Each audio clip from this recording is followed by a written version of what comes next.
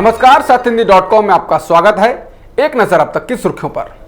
भारत में बीते 24 घंटों में 2350 लोग ठीक हो चुके हैं, जिससे अब तक कुल ठीक होने वालों की संख्या 39,174 हो गई है। वहीं देश में रिकवरी रेट लगातार सुधर रहा है। रिकवरी रेट बढ़कर 38.73% हो गया है। कर्नाटक में 543 लोग ठीक हो चुके हैं। वहीं कुल संक्रमितों की संख्या 1395 है, जबकि 40 लोगों की मौत हो चुकी है। इसके अलावा एक्टिव मामले 811 हैं। केरल में कोरोना के 12 नए मामले सामने आए हैं, जिसके बाद कुल संक्रमितों की संख्या 642 हो गई है, जिनमें 142 एक्टिव केस हैं। राजस्थान में कोरोना के 128 नए मामले सामने आए हैं और एक व्यक्ति की मौत हुई है, जिसके बाद कुल संक्रमितों की संख्या 5,757 हो गई है, जबकि मरने वालों का आंकड़ा 139 हो गया है।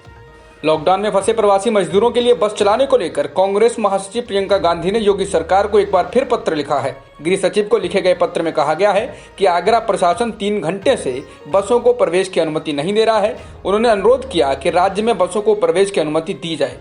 बता दें, कहा जा रहा है कि योगी सरकार का दाव उल्टा पड़ गया है। दिल्ली प्रदेश कांग्रेस कमेटी के चीफ चौधरी अनिल कुमार ने दिल्ली के मुख्यमंत्री अरविंद केजरीवाल को पत्र लिखकर कहा है कि पलायन को मजबूर श्रमिकों के लिए कांग्रेस पार्टी दिल्ली के विभिन्न बॉर्डरों से करीब 300 बसें चलवाना चाहती है, जिनका खर्च कांग्रेस पार्टी वहन करेगी। दिल्ली सरकार इसकी अनुमति दे।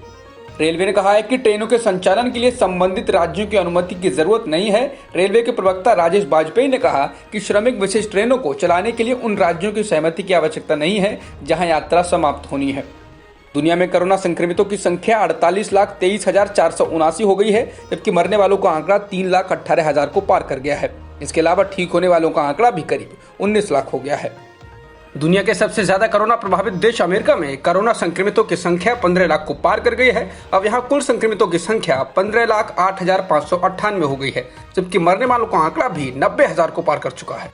रूस में कोरोना संक्रमितों की संख्या बढ़कर 2,90,000 से ज्यादा हो गई है और जल्द ही संख्या 3 लाख को पार कर जाएगी। इसके अलावा मरने वालों का आंकड़ा 2,722 हो गया है। ब्राजील में कोरोना संक्रमितों की संख्या 2,55,000 से ज्यादा हो गई है, जबकि मरने वालों का आंकड़ा 16,853 हो गया है।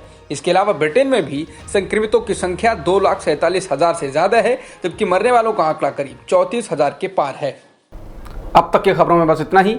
बाकी खबरों के लिए बने रहिए सत्यहिंदी.com के साथ।